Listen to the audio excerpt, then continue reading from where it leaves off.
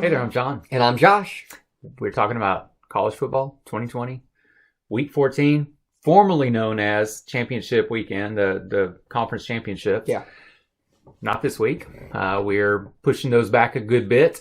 But let's talk about what we are going to see. First of all, Friday night, we've got Louisiana, who is now ranked 25th. With an 8-1, record currently. They're going to be playing Appalachian State. Right.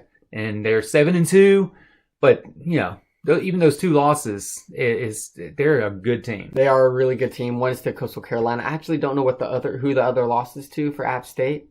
Either way, App State is actually favored to win this game. Yeah, that's what I was thinking. Even though they are technically not ranked and they have two losses.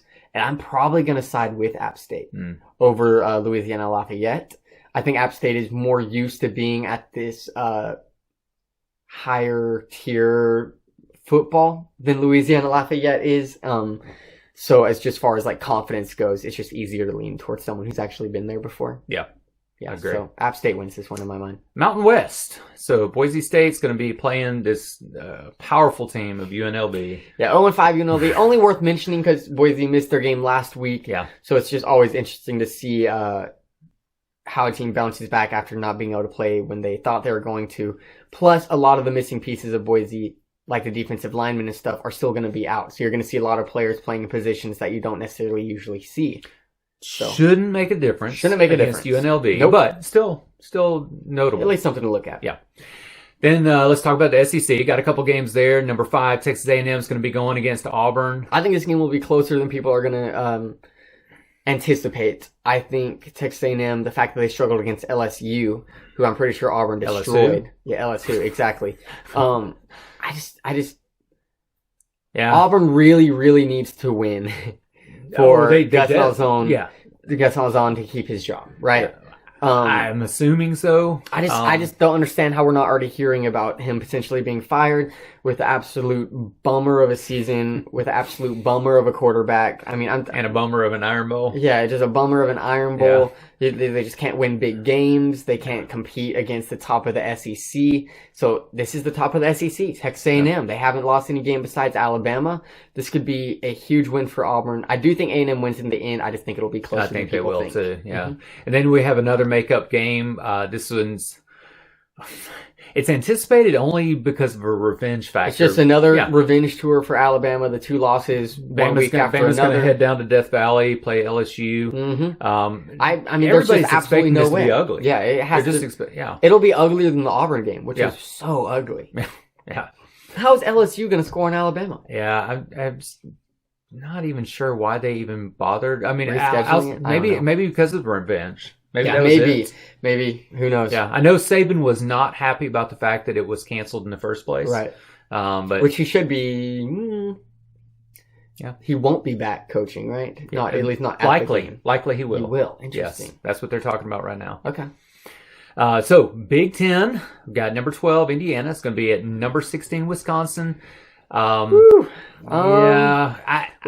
just had such a disappointing game against Northwestern 2 weeks ago. I believe Wisconsin's already missed so many games that they can't make it to the Big Ten championship no matter what. It's hard for me to see them, Wisconsin. After watching them play and get beat, it's hard for me to see them beating Indiana. I could be wrong here though. This would be maybe a closer one. Harder to call. I'm actually going to side with Indiana as well. Yeah. So. Then we got West Virginia. They're going to be at number 9, Iowa State. Man, can Iowa State keep competing at the level of football that they've been competing at? West Virginia, I believe, is 5-3, so not a bad program. Yeah. So this will be a good win for Iowa State if they do win yet again. Yeah. So that's right. Something to watch out for. Then move on to the ACC. Got number 3, Clemson at Virginia Tech. I think this is just another, given fodder for Clemson. Yeah, Virginia Tech's season has been like a horror film. Yes. Like the beginning seems all happy and exciting. So much promise. It goes downhill so quickly. Yeah. It's just not much to be positive about when it comes to Virginia Tech season so far. Trevor Lawrence is probably going to torch them. Oh my gosh, I think it's going to be We'll bad. see. Yeah. Then you have Independent Liberty. They're 9-1. They're going to be playing at number 19 Coastal Carolina. This was the game we were talking about. That we Dream were scenario excited would have about. been Liberty being undefeated going into Yes. this game. They did lose If to they didn't lose to NC UNC, State. yeah. NC State. Yeah, NC State. That's right. I honestly have such a hard time thinking Coastal Carolina doesn't win this game. Yeah, I have a hard Because time. in my too. mind, just when I'm running through it, the way Coastal Carolina's been playing, I'm pretty sure their margin of victory is one of the largest in the country. Yeah, they're winning big. they're Liberty's winning big. been winning closer. Yeah, when Liberty's with the great ones that they've fights been and doing. teams. Yes, it did. So I just gotta go with Coastal Carolina. But I mean, I'm gonna be watching this game. It intrigues me. I This think is it's an intriguing interesting. one. Yeah. It'll be on Coastal Carolina's god awful field.